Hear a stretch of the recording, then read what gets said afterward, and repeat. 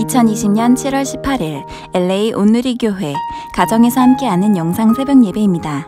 오늘 말씀은 시편 150편 1절에서 6절 모든 호흡과 악기로 주님을 찬양하라입니다. 여호와를 찬양하라. 그분의 성소에서 하나님을 찬양하라. 그분의 능력이 머무는 하늘에서 여호와를 찬양하라. 그분의 놀라운 일들을 두고 여호와를 찬양하라. 그분은 한없이 위대하시니 그것을 따라 여호와를 찬양하라. 나팔 소리로 여호와를 찬양하라. 하프와 수금으로 여호와를 찬양하라. 탬버린을 치고 춤을 추며 여호와를 찬양하라. 현악기와 오르간으로 여호와를 찬양하라. 큰 소리 나는 심벌주로 여호와를 찬양하며 심벌지의 높은 소리로 여호와를 찬양하라. 호흡이 있는 모든 것들은 여호와를 찬양하라. 여호와를 찬양하라. 할렐루야. 오늘도 새벽 예배로 하루를 시작하시는 모든 분들 주님의 이름으로 축복합니다. 우리 시간 먼저 함께 찬양 드리시겠습니다.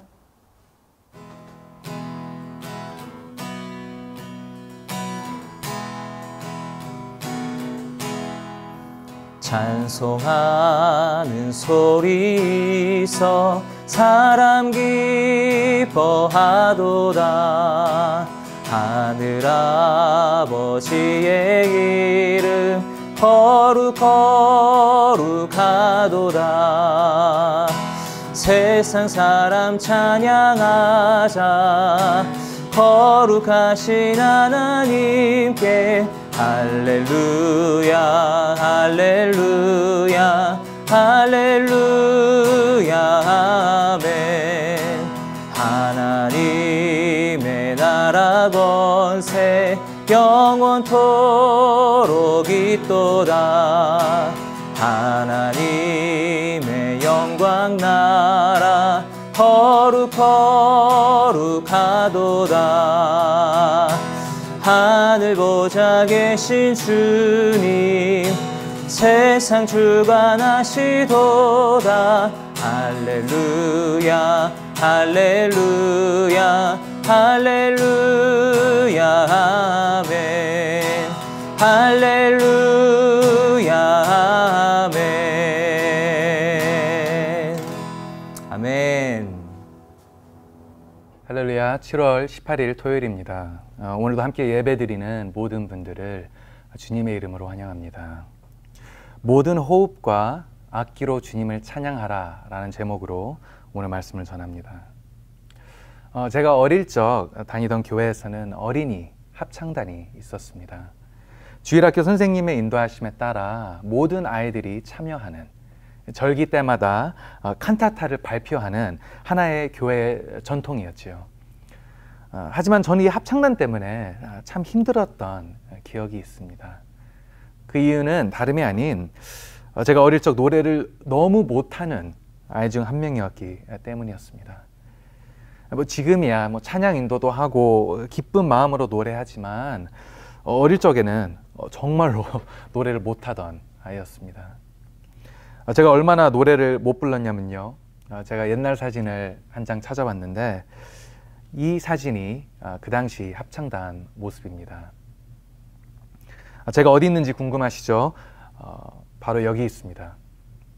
합창단 배열에서도 가장 뒤쪽에 가장 소리가 묻히는 그 자리에 선정되어 있는 제 모습입니다. 노래를 못한다고 친구들도 꽤나 놀리던 기억이 제게 있지요.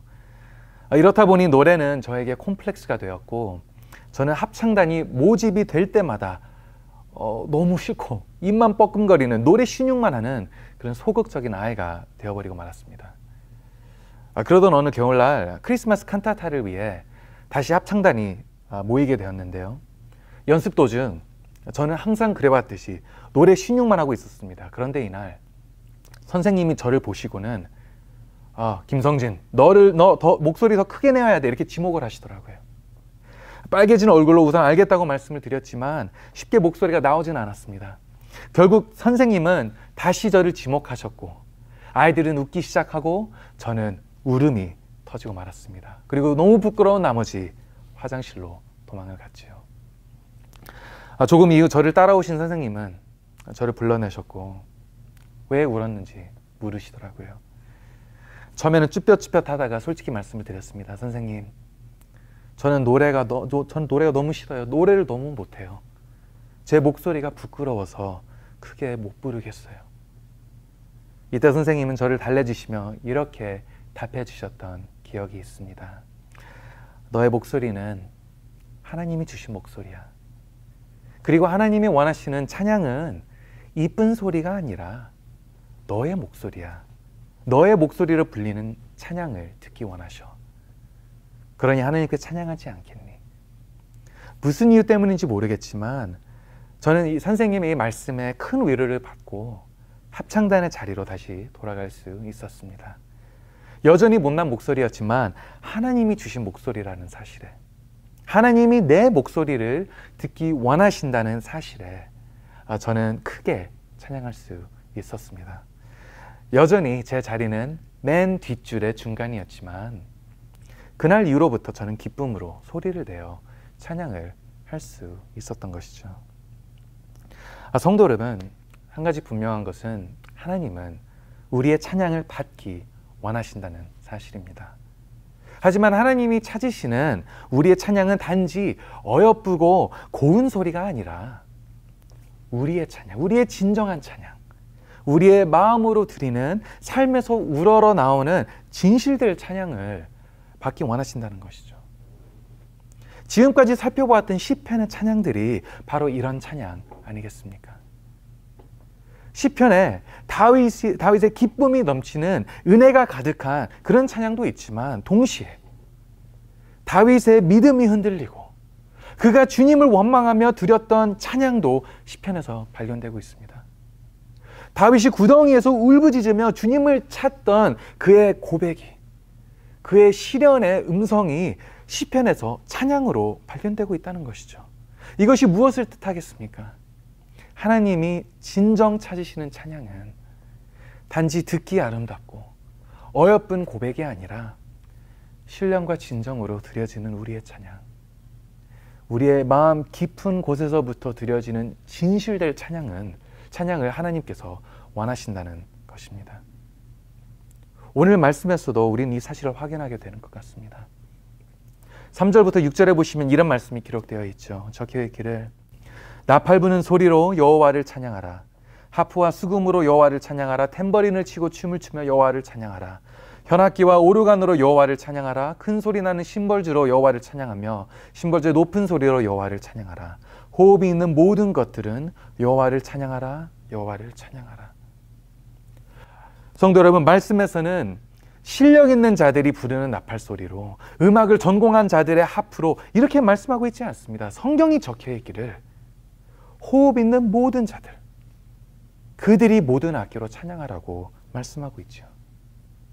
우리의 실력과 수준과 레벨 상관없이 다만 있는 모습 그대로 주님께 단지 드리라는 말씀이 여기서 발견되고 있습니다.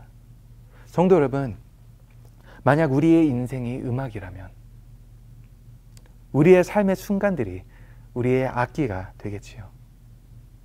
하나님은 우리의 좋은 순간들, 성공한 순간들만 찬양으로 원하시는 분이 아니라 우리의 인생의 모든 순간들, 우리의 전부를 받기 원하신다는 것입니다. 하나님은 우리의 실패, 우리의 아픔, 우리의 좌절의 순간들도 악기로 사용하기를 원하시며 그 순간들도 우리의 찬양의 고백이 되기를 원하신다는 것이죠.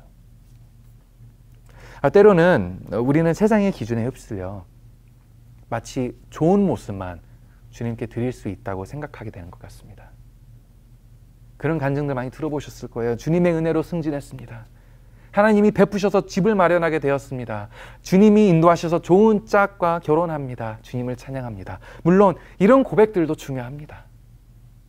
하지만 하나님이 원하시는 찬양은 이보다 더 깊은 차원의 찬양이라는 것을 저희가 기억해야 한다는 것이죠. 우리의 인생에 잘 풀릴 때 드리는 찬양은 누구나 드릴 수 있습니다. 하지만 우리가 눈물을 흘릴 때, 눈물을 흘리며 주님을 찾아가 부르는 노래, 우리의 아픔과 실패 가운데 주님께 쓰라린 마음을 드리며 찬양하는 그 노래는 오직 은혜를 아는 자만이 부를 수 있는 노래이지요. 우리의 부끄러움, 우리의 부족함을 숨기지 않고 오히려 주님께 내어드리며 고백할 수 있는 자가 하나님의 친밀함을 아는 자입니다. 주님, 오늘도 제 눈물을 주님께 드립니다. 주님, 오늘도 제 마음은 쓰라립니다. 하지만 그래도 주님을 찬양합니다. 이 고백이야말로 신령과 진정으로 드리는 예배, 하나님이 원하시는 아름다운 찬양의 노래가 아니겠습니까? 예를 들자면 이런 것 같습니다. 18세기 미국에서 호라시오 스패포드라는 자가 있었습니다. 사진이 있는데요. 그는 성공한 변호사였고 교회에서 주일학교 교사로서 섬기던 독실한 크리스천이었습니다. 하지만 그의 인생에서도 굴곡이 있었는데 1871년도 시카고 대화제 사건에서 그는 많은 재산을 잃고 그 같은 해에 피부질환으로 첫째 아들도 잃었습니다. 그래서 1873년도에 호라시오는 그의 아내와 4딸과 유럽 여행을 가기로 계획합니다. 하지만 이때 비극적인 일이 벌어지고 말지요.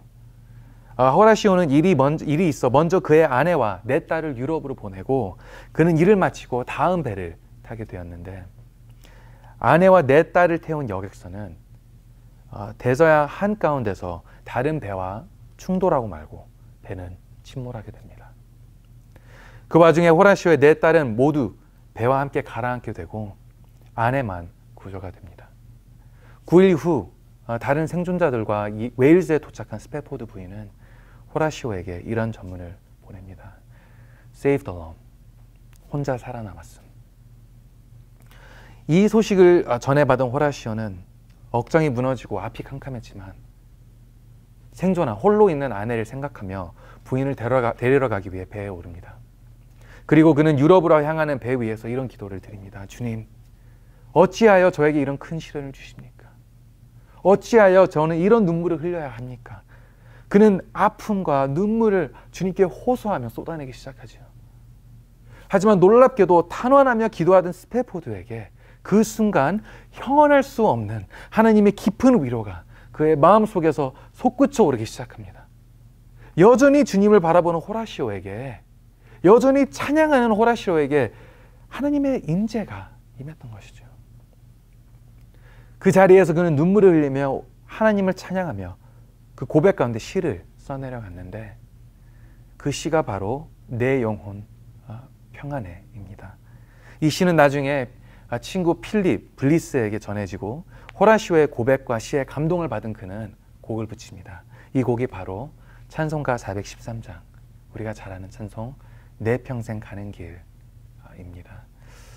이 곡의 1절 가사만 함께 나누기 원하는데요. 1절 가사입니다. 내 평생에 가는 길 순탄하여 늘 잔잔한 강 같은지 큰 풍파로 무섭고 어렵든지 나의 영혼은 늘 편하다. 내 영혼, 내 영혼 평안해, 평안해. 내 영혼, 내 영혼 평안해. 성도 여러분, 호라시오가 경험한 하나님의 위로와 하나님을 향한 이 신뢰는 아름답고 우아한 고백 속에서 알게 된 것이 아니지요. 그의 삶에서 가장 힘들고 어려운 순간에서 불러진 그 찬양 가운데, 그의 눈물과 좌절과 아픔의 노래 가운데 그는 하나님의 친밀함을 알게 되었던 것이고 그곳에서 하나님의 임재를 경험했던 것이었습니다. 그리고 이 일이 가능할 수 있었던 이유는 그는 삶의 모든 순간에서 모든 호흡으로 주님을 향해 찬양했기 때문입니다. 사랑하는 성도 여러분, 오늘의 시편의 말씀은 우리에게 모든 호흡과 악기로 찬양하라고 선포합니다.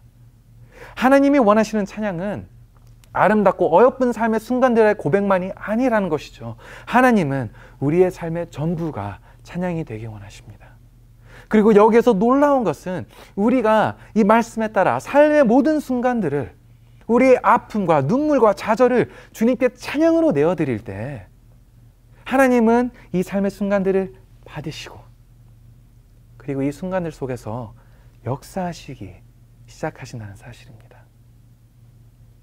주님은 우리의 아픔을 은혜의 멜로디로 바꾸시고 우리의 눈물을 찬양의 선율로 바꾸시는 분이라는 것이죠. 어쩌면 지금 우리 가운데 눈물의 순간, 아픔의 순간들을 보내고 계신 성도님들이 계실지도 모르겠습니다. 실패와 좌절을 겪고 계시는 분들이 계실지도 모르겠습니다. 하지만 사랑하는 성도 여러분, 그 아픔을 주님께 찬양으로 돌리십시오. 그 눈물을 주님께 노래로 고백하십시오. 그 순간 주님은 우리의 아픔을 은혜의 멜로디로 바꿔주실 거라 믿습니다. 말씀을 마무리하며 다시 이런 도전과 격려를 드리기 원합니다. 삶의 모든 순간을 하나님께 드리십시오. 삶의 모든 순간에서 주님을 찬양하십시오. 모든 호흡과 삶의 악기로 주님을 예배하십시오. 그곳에서 하나님은 깊은 넘쳐 흐르는 사랑과 은혜로 여러분들 채워주실 거라 믿습니다. 오늘도 이 말씀의 약속을 쥐고 누리고 경험하는 저와 여러분들이 되시며 모든 호흡과 악기로 주님을 찬양하는 저희가 되기를 예수 그리스도의 이름으로 축복하고 소망합니다. 우리 함께 기도하겠습니다. 찬양받기 합당하신 하나님, 오늘도 주님을 찬양하기 원합니다. 주님이 찾으시는, 원하시는 노래가 단지 우리의 아름답고 우아한 삶의 노래가 아닌 우리의 삶의 전부라는 것을 기억하게 하여 주시옵소서. 우리의 전부를 드릴 때 우리 삶에서 역사하시는 주님, 오늘도 우리의 아픔과 우리의 눈물을 주님께 드립니다. 주님 받아주시고 이 아픔과 눈물이 이제는 주님의 찬양의 멜로디가 되게 하여 주시옵소서. 감사드리며 부활하신 예수 그리스도의 이름으로 기도드립니다. 아멘.